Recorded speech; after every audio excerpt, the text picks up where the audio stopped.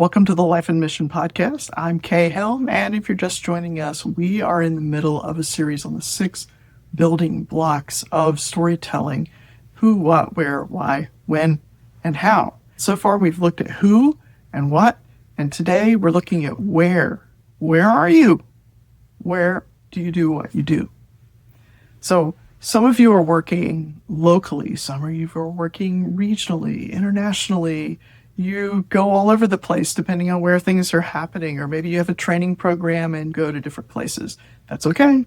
We can still cover that, and it's actually really important for you to talk about it no matter where you are. Each of those places has a particular characteristic that you can share with supporters. Now, you may not need to in every article or every story that you tell, but I also don't want us to overlook where we work. But some of you, for safety's sake, really can't talk a lot about exactly where you are, and that's understandable. But you can still give us sights, sounds, atmosphere that aren't going to expose exactly where you are. You can give us the vibe of a place. You can kind of tell us what it feels like to be there, that type of things. And so I would count that in with the where that we're going to cover today. In fact, that's really the thing that I would like to see us do, is to capture the atmosphere of your location, to bring people closer, let them see, hear, taste, smell, let them feel the weight of that place and get a sense of the challenges and the joys of working in the place where you are working, especially if it's a place that your donors are not likely to go to. Sharing about where we work helps to give context to all of the stories. Even if you're not mentioning it in every story, which you certainly don't have to do, you should be talking about that location and its effect on your work at some point. Like on a regular basis, you should be bringing that into a story, or maybe even make a feature on it. So there's lots of ways you can handle this. And today, I just kind of want to refresh your memory on things that you might already know and already be doing, but to think about how you can incorporate this more into your storytelling to help bring your donors into that space. So maybe they can't come join you physically, but they can join you and understand the place a little better and understand your work and why you do things the way you do. Maybe that's affected by the location. Often it is. It's really about connecting always with your donors. When you're talking about your location, you want to incorporate your senses. Think about the place that you work and the environment that you work in. One rule of writing is to show, don't tell. And that means that we're going to be very specific in the ways that we describe this place. You want to include those things, those sensory elements, the sight, sound, touch, taste, even the smells of a place, to help your audience experience it, that in at least the setting, maybe in the moment in the story that you're sharing, or an overall feel for the place, right? So often this means like going just one. It's not that hard to do this. You can just go one step further than maybe you normally go. So you could do this. If your first draft says it's a noisy place, then in your second draft, I want you to tell me what sounds are happening, right? You describe those in a way that brings that setting of the story to life, right? So try to let your audience hear that story as much as you can. You can do that the same way with what you see. You don't describe everything, you just give us a glimpse, something that helps us place the story so we can join you there. The point of doing it this way is to pull your audience in. Words like noisy, it doesn't like what kind of noise are you in a market? Are you hearing people shout to one another? Are you hearing music? Is there a lot of traffic noise or trains? Those are all very different types of noise. And so that affects how you experience the space. And even more importantly, if the setting you're in is part of the struggle, or if it offers some sort of help or hindrance to your cause simply by being what it is, then those rich descriptions let your supporters really feel that weight of the environment. Sight and sound are the most obvious, but smells can also be great in a story.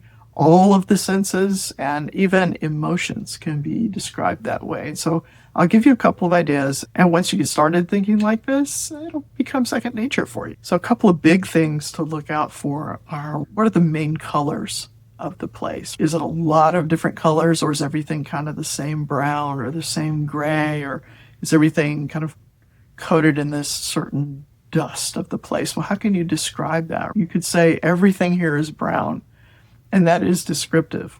Like I said, you could take it one more step and say everything here is the color of dust and sun-baked brick. To me, that's leaning a little bit more red, but maybe that's because I've worked in places with red dirt. I don't know.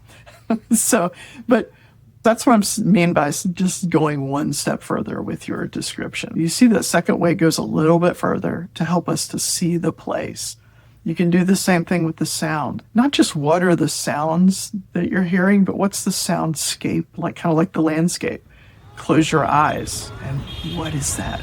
What's your environment like? What is the soundtrack of your workday? Is it the constant hum of traffic? Is it a whistle passing trains? Is there a call to prayer echoing off the buildings 5 times a day?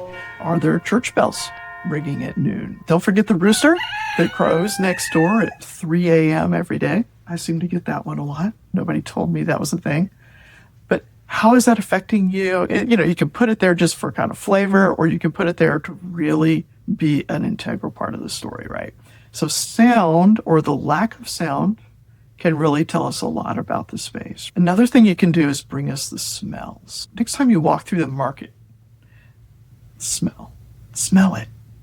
Does it smell like produce is a little overripe? Maybe there's some rotten stuff on the floor, if a big crowded, busy market like that, sometimes that can happen. Are they selling a lot of fish there? What's that smell? Is it kind of a briny smell in the air? Well, what's happening? What's that doing in your environment? The street market, the turmeric, the cumin in the air, you're smelling those spices as they're heated up out there on the street, and all things are just kind of mingling. What's that like for you? You can describe that, and that will really help bring people in. I think in an earlier episode, I talked about how my pastor one day described his grandmother's apple pie, and just had all of us sitting in church, mouths watering, and all of a sudden we all really wanted an apple pie because of the way he described it. So if you can describe things in a really vivid way, it's like we're there with you, right? And it also helps kind of hold people's attention as well. One of the other senses, of course, is taste.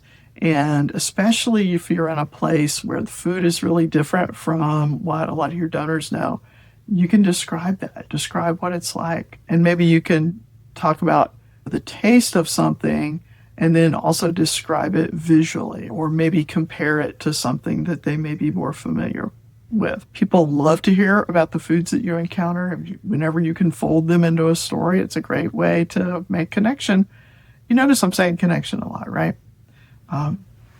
Okay, this one isn't your 5 senses as we normally know them, but how can you describe the setting, the social air around you? What is the kind of cultural thing that you're breathing in every day? What's around you? What's going on? I remember seeing a documentary about a place somewhere where there were fortune tellers in the train station, and the commuters would stop and get their fortunes told while they were on their daily commute. And I thought, well, that's a really interesting place to have that kind of business, isn't it? And something like that would be really informative, especially if you're a missionary to your donors, right? That would give them something to pray about. It would give them a picture of how embedded certain ways of life and belief systems are in the place that you work. Whenever you can include something like that, that's a great thing to do. Those types of things really help us to understand the things that are involved in your work that maybe aren't the things that we think about the most, right? There are internal things in the people, including us, that push and pull us in certain directions. Anytime you can talk about those things, a lot of times the environment that you're talking about, the setting and the location has an effect on those things. And that's a part of the push-pull that's happening within us. It's a nice way to bring that into a story. If you have cultural dynamics that we wouldn't think about, you could talk about things like, I have to have 3 cups of tea with someone before I can actually ask a question. This is all part of connecting us with what you do and getting a feel for what your life is like, where you're at. One thing that we might not think about a lot is that the location of our story can be a character.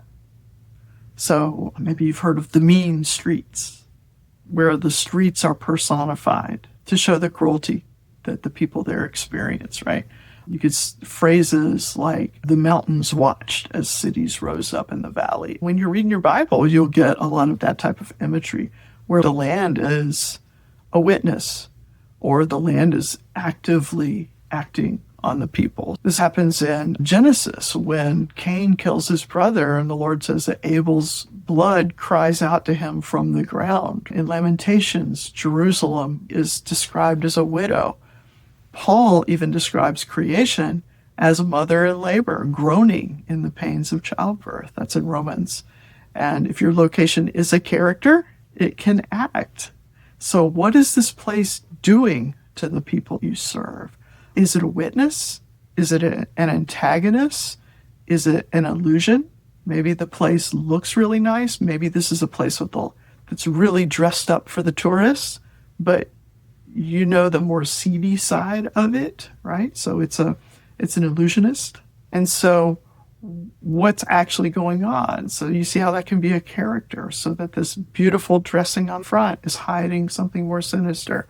So it can be a way of, when you talk about the city, it kind of takes the heat off. Maybe if it's difficult for you to talk about the powers, the human people that are involved that maybe you can't speak directly about, the government or different agencies, but you can talk about the effects of the location instead. You be careful when you do that, but it's one way to do that. In a couple of sentences, you can really help us see you at work in this place and show us how you're needed. Okay, so I'll give you an example. I'm going to read this. It's never truly quiet here. TVs blaring from every little shop, vendors shouting, always a band playing somewhere. It makes our one-on-one sessions a challenge, but it also reminds us why we're here, to be a steady, quiet voice of hope in the midst of a very loud world. If you like to watch movies, you think about the way a filmmaker tells a story. You can do that with your writing, right? They're really selective in what they let you see. As they let you see it, the story is unfolding. And with each scene, you discover a little more, okay? So it's like you have a story where you're the main character, or somebody that you serve is a main character. There's a close-up maybe of that person while we learn just a little bit about them. And this doesn't have to be on video, by the way. This can be like a close-up with words. You're talking about this person and you're telling us a little bit about who they are, right? And the particular challenge that they're facing. But then you turn the camera, or you shift just a little to zooming out to show us the environment that they're in, so we can see parts of the story that we couldn't see before. With the camera pulled out, the wider shot, can we see a little more? Can we see pulling her away from the safe house? Can we see who's waiting for her to come home? Can we see those things? Can we see that there's a good thing maybe just out of reach? What's going on in that scene that we didn't see when we were just close up talking about one person? Okay. Once you've shown us those things, when you turn that camera, so to speak, back to that person, now we're ready to hear her in a new way. Perhaps we have a little more compassion and a little less prejudice. Perhaps we have more hope for her success and a more specific burden to pray for her and others who are going to walk that same road. And for you, brave soul, who are called to serve in the places where we can't go. Your location is more than a spot on the map. And that's really the main point of everything I'm trying to say today. It's not just a geographic location. Don't let it stay that, because you can say I'm in the city. Well, what does that mean? Because cities are drastically different depending on where you are, even in that city. You could have many different stories from within one city, and that character of the city is going to be playing a totally different role each time. So think about really where are you rather than just on the map. Because even if people have traveled to that city or that country, wherever you're serving, if we've been there as a tourist, we really don't know what it's like to live there. We really don't know what it's like to work there and to be a change maker there and to be there day after day after day after day. So where do you work? Because we really need to know. And even more than knowing the geographic location of where you work, we need to know the environment you're working in, the setting, and we need you to bring us with you so that we can truly partner with you. And so that's part of why you're writing about your location or the where of what you do. So in the show notes, I have a little exercise for you to practice this, not to make it difficult or complicated, but just to think about how you can put this to work for you right now in your context. If your podcast app does not show all the notes, then you can find this at lifeandmission.com, and that's where all of our show notes live. And you can find this episode, and I do hope that you find it helpful and share it with somebody else who needs to hear. So I'm Kay Helm, and this is the Life and Mission Podcast. Find your voice, tell your story, change the world.